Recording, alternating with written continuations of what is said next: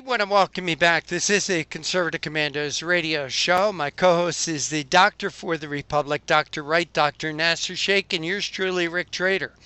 And for rebroadcast, check out our website, ccrshow.com. That's ccrshow.com. Be sure to like us, friend us, and follow us on Facebook and on Twitter.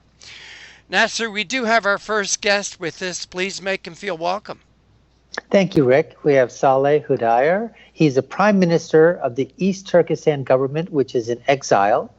Salih, he fled to the United States at an early age when his family became political refugees. He grew up in Oklahoma. And even though he was as a young man, he wanted to spread the awareness of what was happening in his country of East Turkestan and the situation there. Moving to Washington, D.C., he founded the East Turkestan National Awakening Movement, acronym ETNAM. He's also spearheading the call for restoring East Turkestan's independence, along with calling for the passage of an Uyghur East Turkestan Policy Act. Prime Minister Hudayar, welcome back to the Conservative Commandos Radio Show. Thank you for having me. Glad to be back. Well, the first question is for our viewers and our listening audiences. Give them an idea as to what does it mean to be a government in exile and under the protection, I guess, of the United States of America. So give us an idea of, what does that entail? So a government in exile is essentially a government that has either been deposed or a government that is in a country that's occupied, and so they fled overseas and formed an exile government. Our government was initially overthrown in December 22nd, 1949, following the Chinese Communist occupation of East Turkestan. And so many of our former government officials, they fled to neighboring states and set up the East Turkestan Liberation Committee. And this gradually evolved to become formally become the East Turkestan Government in exile in 2004.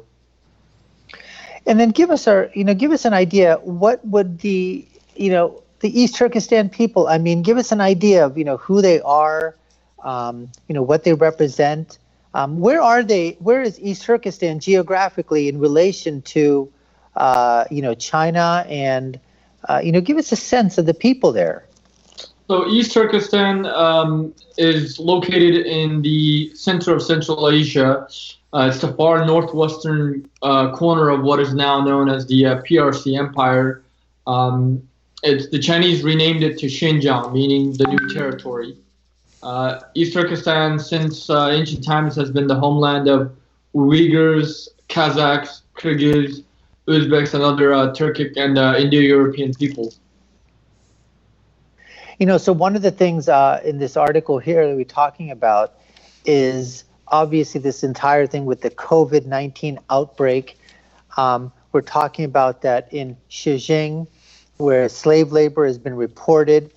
We talk about these where the Chinese government talks about these re-education camps, which is, a euphemism or basically code word, I think, for, slave camps or internment camps or concentration camps, as were, done back in the, the Nazi era.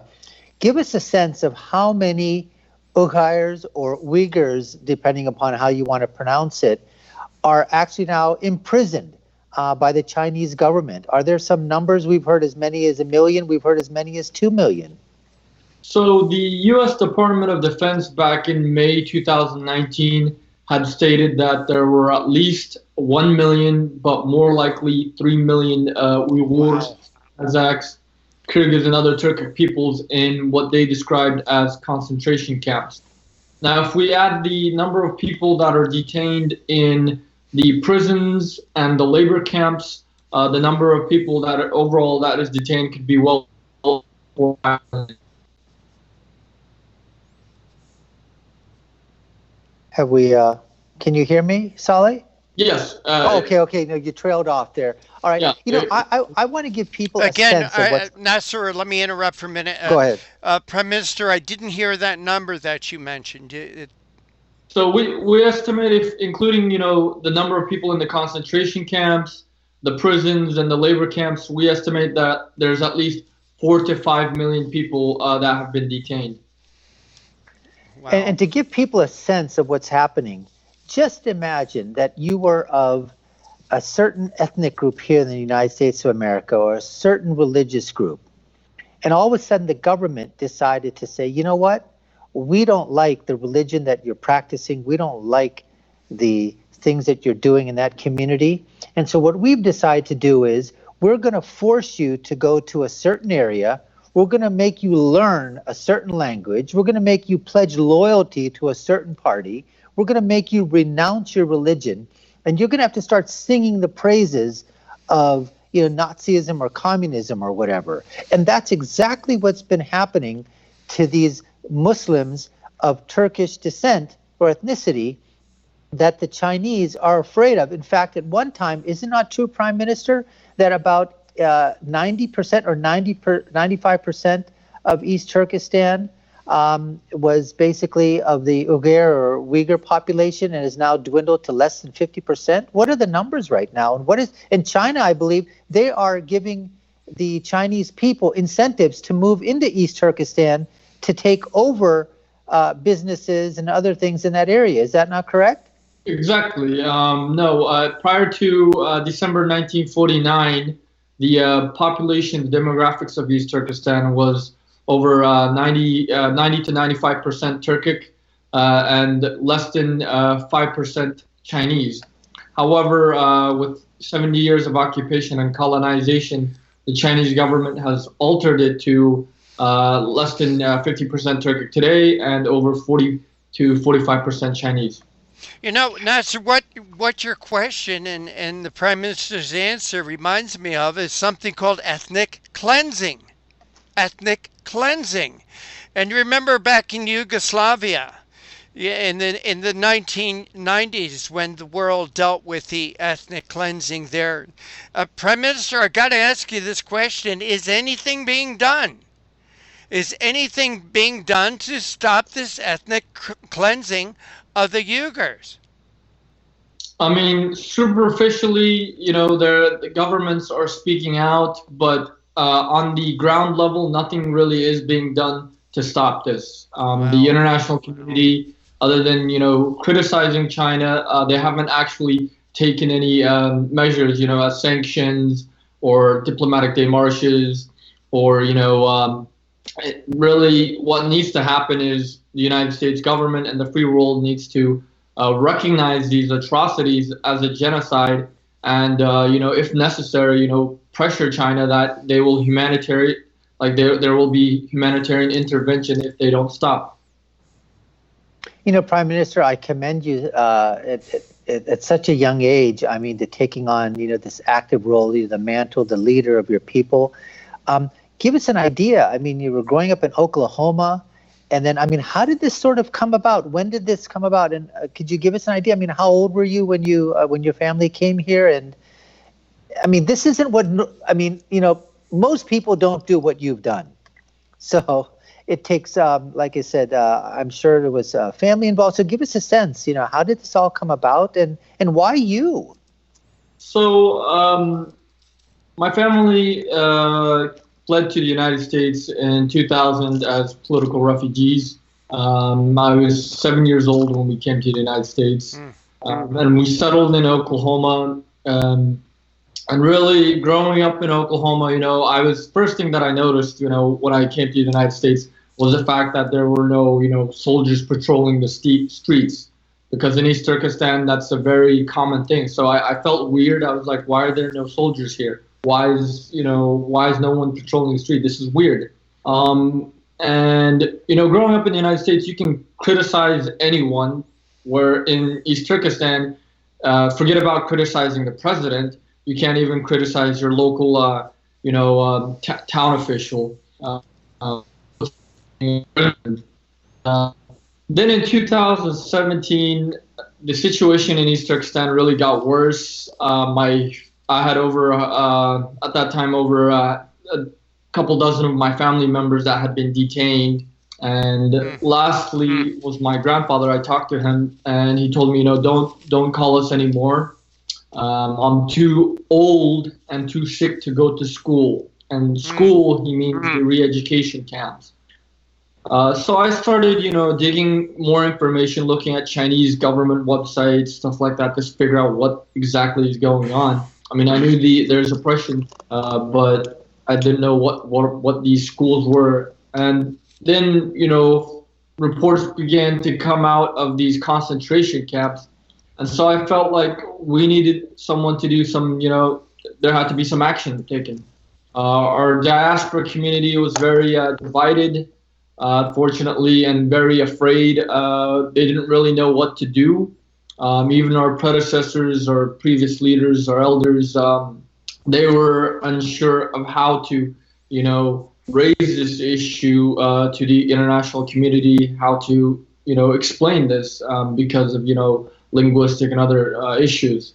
And, myself having studied political science and currently studying national security studies, I felt that, I could, galvanize support for our people and, bring some spotlight on our issue. And so that's what I've been doing for the past 3 years.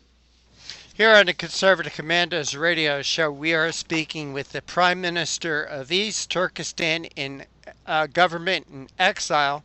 Prime Minister, I know you've been tweeting about this today, and that every day, it seems like each and every day, more concentration camps are being found, more slave labor camps are being found with your people in it. Yes, right now, it was just recently discovered that they're building, more prisons because the international community has been showing some criticism of the concentration camps. So the Chinese government is now expanding the prisons and relocating part of the population there, while also relocating the majority of the population to forcibly transferring them to Chinese provinces to work in factories as slave labor. And these factories, according to the Australian Strategic Policy Institute, are producing, products for popular brands like Apple, Nike, Huawei, Sony, car companies like BMW and Volkswagen and so forth. Wow. Is there any pressure being put on these companies that you mentioned, Apple, Nike, Volkswagen, and the rest? Is there any pressure being put on these companies to stop this treatment of these people? No, other than really this report highlighting their names of these companies. Other than that, there hasn't been any actual pressure. Nike did make a statement saying that it would review its supply chain. Other than that, there hasn't really been any significant pressure. This is incredible. Prime Minister, when you and Nasser were talking in the first part of this interview, what you're doing really reminds me of what Gandhi did for his people, or what Nelson Mandela did for his people. Toot your own horn a little bit. Do you think that is a fair analogy? Yes, I mean, I've read, I've studied books about Gandhi. I've read books about Nelson Mandela because I'm trying to, do the same thing for my people. I'm trying to liberate them from, Chinese occupation and colonization. Mm-hmm. And I'm trying to get the support of the international community so that we can stop this genocide. And genocide is a great word for it, and I brought it up during the first part of the interview. But when you say that between 4 and 5 million Uyghurs are in these camps, it reminds me of gulags. I mean, this is the kind of thing that's reminiscent of the Soviet Union and Joseph Stalin. And where's the outcry? Where's the outrage from around the world, Prime Minister? And I'm not hearing it. Are you? Unfortunately, the United States government is the only government that's really been persistent in criticizing and speaking out against these atrocities. What help has the United States or the UK government been to you and your government in exile, and also the Uyghur people back in East Turkestan? Other than really highlighting our issue and calling on China to, stop the atrocities, there has been no significant help. I have been trying to call on the United States government and other countries to recognize, the atrocities as a genocide, to recognize East Turkestan as an occupied country, and to treat us on par, with Tibet, because Tibet is facing a similar situation as us. Prime Minister, do you have any sense of the condition of the Uyghurs that are in these gulags? Are medically wise, food wise, sanitation wise, are they being taken care of, or are they just used much as the slave labor of Germany during the Second World War, that they really didn't care? They lived on a very meager existence, and that when they died, well, we got more, we'll just replace them. Any sense of how they're being treated? Oh, yes. It's very much like the Nazi concentration camps. According to a report by Bitter Winter, which is a human rights organization, it's an Italian human rights organization based in China, they found out that, the detainees are only being given one piece of bread a day, which is a non-bread, and they're being forced to, work in these factories that are next to these concentration camps. People inside the camps are being subject to, political indoctrination. They're forced to renounce their ethnic and religious identity. They have to literally worship the Chinese Communist Party as God. They're being subject to forced medication, forced starvation. Wow. Men and women, according to former detainees that were of other that had dual citizens or were citizens of other countries that were rounded up as well. They reported that they found out that they were sterilized in these camps. They found out that people in these camps are being raped. There are some people are being killed or being selected in the middle of the night and disappeared, and many people fear that it's for organ harvesting. I want to get back to these global brands, these global brands that are benefiting from the treatment of these people. You mentioned Apple, BMW, Gap, Nike, Samsung, Sony, Volkswagen. 83 national, international brands are benefiting from this slave labor. I mean, this is just an incredible statistic. Are these facts true? I mean, how do you know these facts? So the Australian Strategic Policy Institute, they're a think tank, and they did a in-depth research of Chinese, government documents and Chinese factories in the area and government postings, and they found out that many of these factories that the Uyghurs and other Turkic peoples were sent to are part of the supply chain for the companies that produce, the iPhones, the companies that produce, the clothing for the shoes for Nike, for example. Mm-hmm. This is incredible.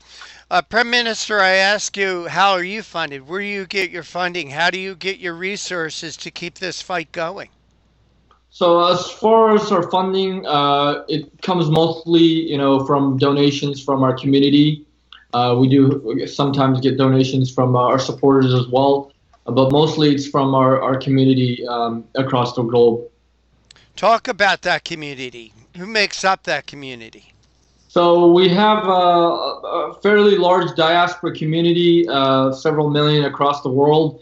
But many of them are still fearful, especially those in Central Asia that live right across the border, because the Central Asian countries are very close in terms of their relationship with China. And so many of our community members in Central Asia, they can't even engage in any form of gatherings or anything, especially where there's political activities going on. But we have communities in Europe, in the United States, in Canada, and Australia as well. Prime Minister Salih Hudayar, we want to thank you so much for joining us here on Conservative Commandos. We support your efforts. Please tell our audience how they could also help out and also keep track of you and the issue and things you write. They can follow us on Facebook and Twitter at ET-ExileGov. They can visit our website at east-turkistan.net. And, they can speak and write letters to their members of Congress, urging them to recognize the atrocities of genocide, urging, the U.S. government to recognize East Turkestan as an occupied territory. All right. Prime Minister, again, we want to thank you so much for joining us. Take care and God bless.